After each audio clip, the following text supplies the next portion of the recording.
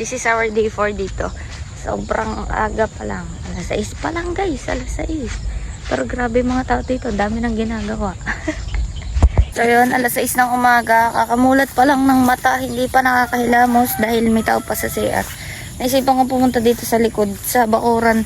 Yan, sa pinagkakamatihan namin at mga ngamote ulit tayo pang 4 na araw na to ng pangamote. Alam mo ba, sa sobrang hustler ko mga mote. Makita ko lang ganyan, huguti ko, may kamote agad yan. Diba? Pang-4 na araw ko na ba naman nangangamote. Iwan ko na, hindi pa ako matuto talaga. Nataras man niyo ako. Sa isang puno, ayan, meron pa yan dito.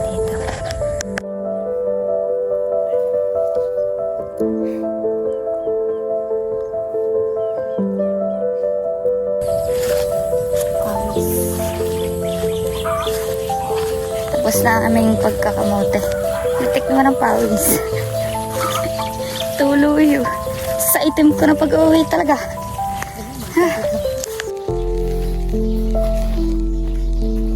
Wala yung nakakuha namin.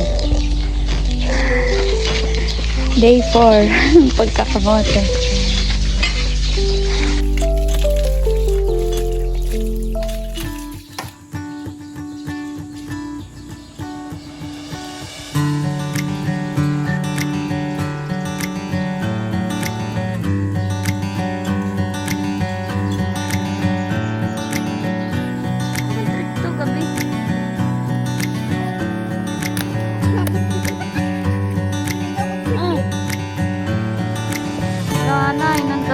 Dati niya pa masira na.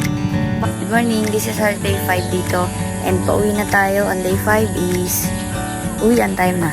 Yung day 4 wala akong masyadong vlog kasi nag-edit na ako ng mga videos natin para may ma-upload na tayo dito. So, samahan nyo umuwi. Mamimiss ko to. Mamimiss ko yung kamot. Basta mamimiss ko yung palayan lahat. Mamimiss ko dito. Sino bang hindi makakamiss ng ganito kagandang lugaran eh. So yun, mamimiss ko rin yung mga tao, yung bandings yan.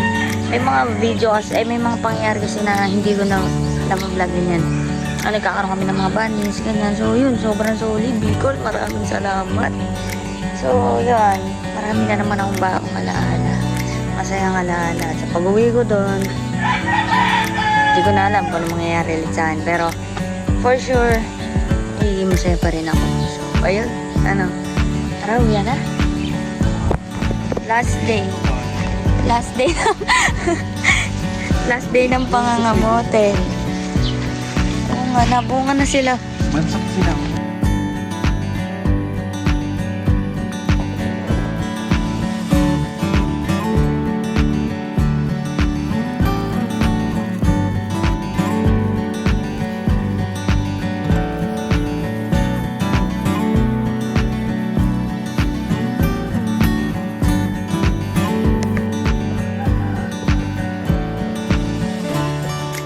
Last day ng paglalakad sa palayan. Last day na namin to. Day 5. Pauwi na ulit tayo ng Alfonso. Tapos yan. Last day ng paglalakad sa palayan.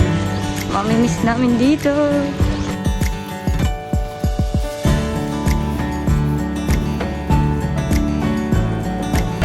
Nakasakay na kami ng bus. Tapos na din yung family ni ate sa labas. Nakakalungkot. Kasi palis na kami.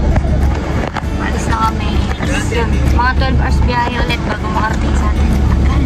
Pero okay lang. First in naman.